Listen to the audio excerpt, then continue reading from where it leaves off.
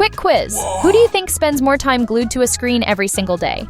Is it Gen Z eyes perpetually fixed on their smartphone, scrolling endless TikToks, or millennials, juggling work laptops all day, then unwinding with Netflix at night? It's a trickier question than you think because the numbers might surprise you. Welcome to Screen Time Showdown. Are Gen Z more addicted than millennials? We're not here to shame, but to understand. Because let's be honest, we're all pretty attached to our screens. The real question is, who's more attached and why? If your screen time report resembles a phone number, hit like. If you're ready to dive into the data behind our digital habits, definitely subscribe.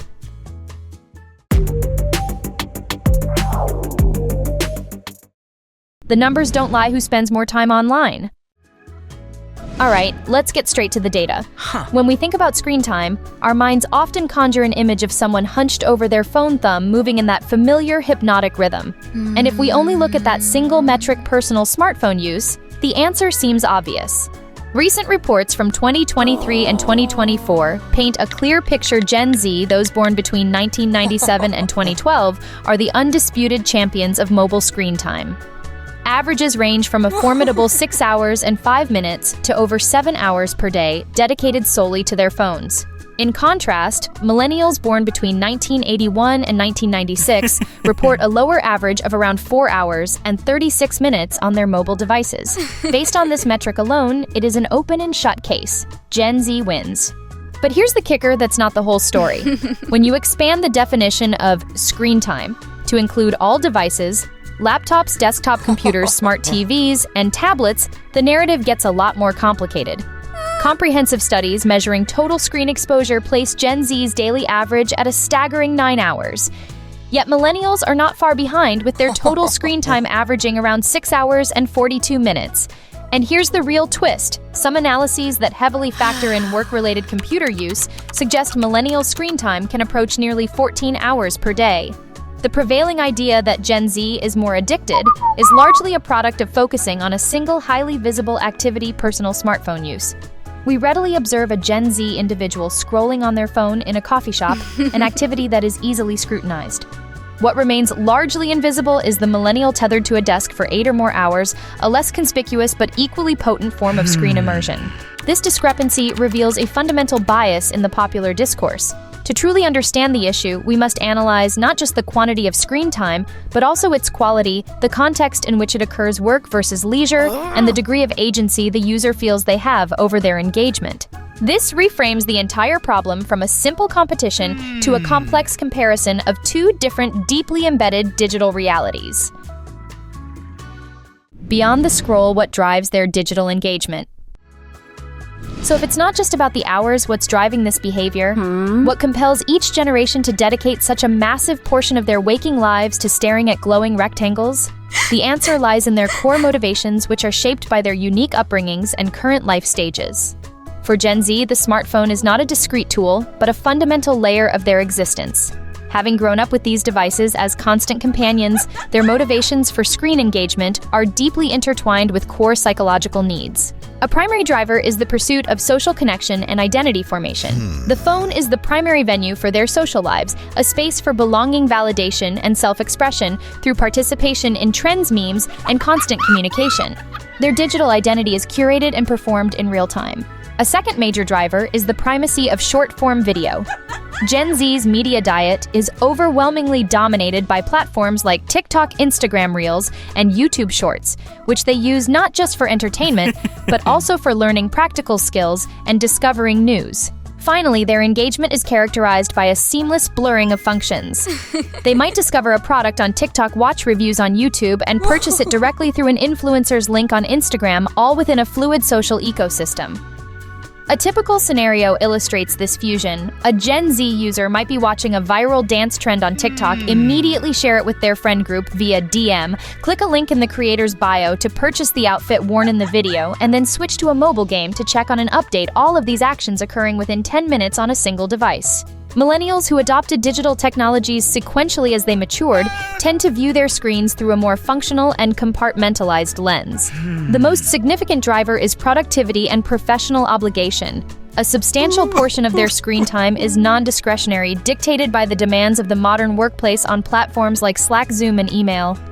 In their time, millennials often gravitated toward intentional, long-form entertainment. This reflects a desire to decompress and escape from professional demands. Their leisure is frequently a deliberate choice to engage with a specific piece of content, such as binge-watching a series on Netflix or viewing a feature-length documentary on YouTube.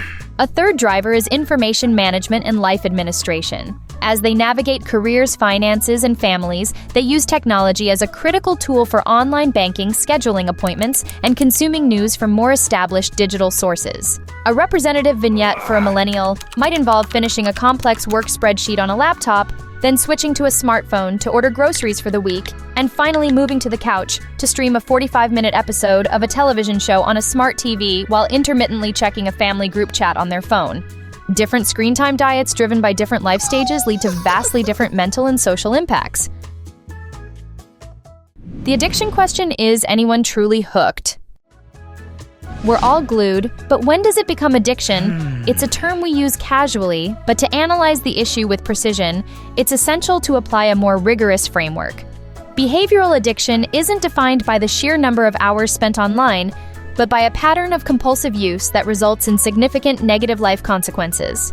The key clinical criteria include preoccupation where the activity dominates your thoughts, loss of control where you've made unsuccessful efforts to cut back, withdrawal symptoms like feeling irritable or anxious when you can't get online, and negative consequences where you continue the behavior despite clear evidence that it's harming your relationships, work, or well-being.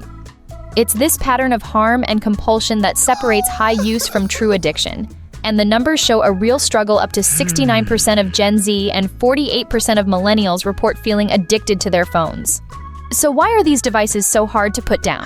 The answer lies in our brain chemistry. Digital platforms are expertly engineered to hijack our brain's reward system by releasing the neurotransmitter dopamine. They do this through a mechanism known as intermittent variable rewards. The unpredictable nature of notifications, likes, and new content in a social media feed functions identically to a slot machine. Because the reward isn't guaranteed with every refresh of the page, the brain releases more dopamine in anticipation, making the behavior highly compelling and habit-forming. While both generations are susceptible, their vulnerabilities differ. Gen Z's vulnerability is developmental. Their brains were maturing during the rise of these hyper-stimulating platforms, potentially wiring their dopamine pathways to expect constant novelty and rapid rewards. Disconnecting can trigger genuine social anxiety. Millennials' vulnerability is more contextual. It often stems from the pressures of their professional lives. The always-on work culture erodes the boundaries between work and rest, and for them, problematic screen use often manifests as a coping mechanism for work-related stress and the pressure to remain constantly productive. The addiction may not be to TikTok, but to the feeling of obligation satisfied by clearing a work email inbox at 10 p.m. We're diving deep into our digital habits. But now it's your turn. How many hours do you think you spend on screens every day? Be honest. Drop your estimated daily screen time in the comments below. Let's see who's winning or losing this screen time showdown. From screen time to screen wellness tips for both generations. Okay, we've dissected the data and the psychology. Now let's talk about solutions. The goal isn't a complete digital amputation, but rather fostering a healthier, more intentional relationship with our screens. Let's call it screen wellness. Insights from leading thinkers provide a robust framework. Cal Newport, author of Digital Minimalism, advocates for a radical reevaluation of our digital lives using technology only for activities that support deeply held values.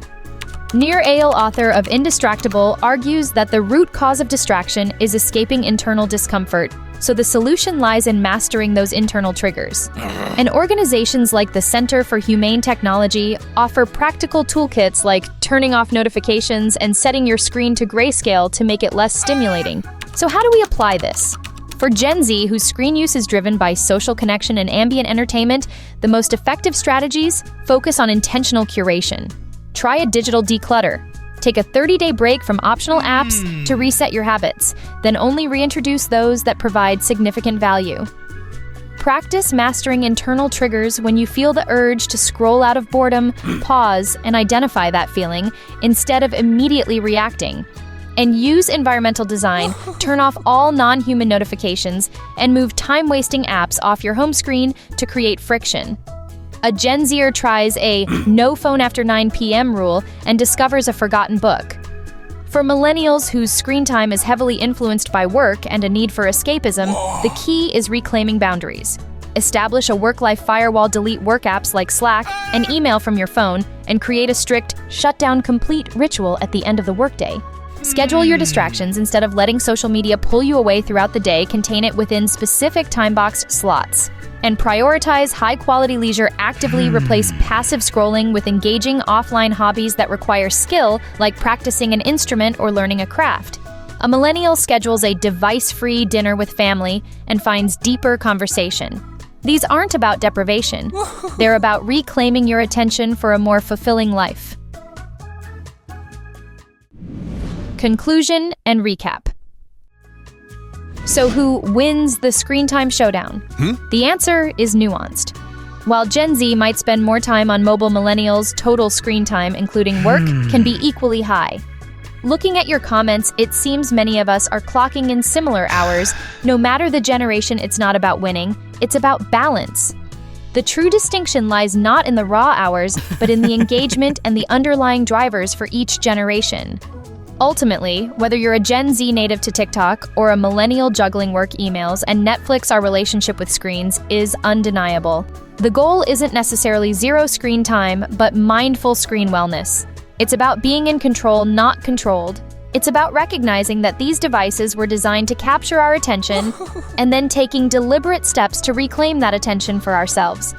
So let's use technology wisely for connection, for learning, and for genuine joy, remembering to look up from our screens now and then. What's your biggest screen time struggle?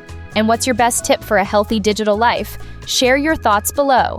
And if this episode made you think about your digital habits, hit like and subscribe. Join GenShift as we continue to explore ways to live a balanced, fulfilling life in the digital age.